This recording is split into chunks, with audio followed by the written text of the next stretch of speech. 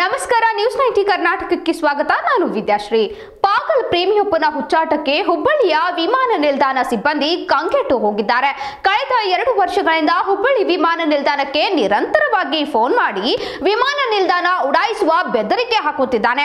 ನಿನ್ನೆ ಪ್ರಧಾನಿ ಮೋದಿ ಹುಬ್ಬಳ್ಳಿ ವಿಮಾನ ನಿಲ್ದಾಣಕ್ಕೆ ಆಗಮಿಸಿದ ಹಿನ್ನೆಲೆಯಲ್ಲಿ ಪಾಗಲ್ ಪ್ರೇಮಿಯ ಬೆದರಿಕೆ ಕರೆ ಭದ್ರತಾ ಸಿಬ್ಬಂದಿಗೆ ಆತಂಕ ಹೆಚ್ಚಿಸಿತ್ತು. ಹೌದು, ಏನಿದು ಹುಚ್ಚಾಟ ಅಂತ ನೋಡಿದ್ರೆ, ರಾಯ್ ಪ್ರೇಯಸಿ ಗೋವಾ ವಿಮಾನ ನಿಲ್ದಾಣದಲ್ಲಿ ಕೆಲಸ ಮಾಡುತ್ತಿದ್ರು. ಆದ್ರೆ ರಾಯ್ ಕಾಟ ತಾಳಲಾರದೆ ಯುವತಿ ಗೋವಾದಿಂದ ಹುಬ್ಬಳ್ಳಿ ವಿಮಾನ ನಿಲ್ದಾಣಕ್ಕೆ ವರ್ಗಾವಣೆಗೊಂಡು ಬಂದಿದ್ದಾರೆ. ಆಗಿನಿಂದ ರಾಯ್ನ ಹುಚ್ಚಾಟ ತಪ್ಪಿಲ್ಲ. ರಾಯ್ ಈಗ ಹುಬ್ಬಳ್ಳಿಯ ವಿಮಾನ ನಿಲ್ದಾಣದಲ್ಲಿ ಕೆಲಸ ಮಾಡುತ್ತಿರುವ ತನ್ನ ಮಾಜಿ ಪ್ರೇಯಸಿಗಾಗಿ ಕರೆ ಮಾಡಿ ಸಿಬ್ಬಂದಿಗೆ ಕಿರುಕುಳ ನೀಡುತ್ತಿದ್ದಾನೆ.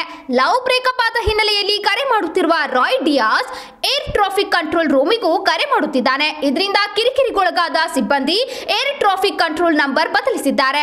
ಆದರೆ ಹೇಗೋ ಮತ್ತೆ ನಂಬರ್ ತೆಗೆದುಕೊಂಡು ರಾಯ್ ಕರೆ ಮಾಡುತ್ತಿದ್ದಾನೆ. ಗೋವಾ ಮೂಲದ ರಾಯ್ ಡಿಯಾಸ್ ಕಳೆದ 2 ವರ್ಷದಿಂದ ಪ್ರತಿದಿನ ಕರೆ ಮಾಡುತ್ತಾನೆ. ದುಬೈನಿಂದ ಇಂಟರ್ನೆಟ್ ಕರೆ ಅಲ್ಲದೆ ಬೇರೆ ಬೇರೆ ನಂಬರ್ನಿಂದ ಕರೆ ಮಾಡಿ ತನ್ನ ಪ್ರೇಯಸಿಗೆ ಫೋನ್ ಕೊಡುವಂತೆ ತೊಂದರೆ ಕೊಡುತ್ತಿದ್ದಾನೆ. ರಾಯ್ ಕರೆಯಿಂದಾಗಿ ಸಾಕಷ್ಟು ತೊಂದರೆ ಅನುಭವಿಸುತ್ತಿರುವ ಸಿಬ್ಬಂದಿ ಫೋನ್ ಎಂಗೇಜ್ ಆಗಿರುವ ಹಿನ್ನೆಲೆಯಲ್ಲಿ ಹಲವು ಸಾರಿ ವಿಮಾನ ಹಾರಾಟಕ್ಕೆ ತೊಂದರೆಯಾಗಿದೆ.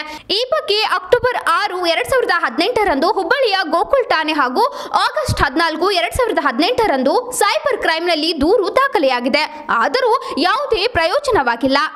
ಇದು ಈ ಕ್ಷಣದ ಸುದ್ದಿ. ನಿರಂತರ ಅಪ್ಡೇಟ್ಸ್ಗಾಗಿ ನೋಡ್ತಾ ಇರಿ ನ್ಯೂಸ್ 90 ಕರ್ನಾಟಕ.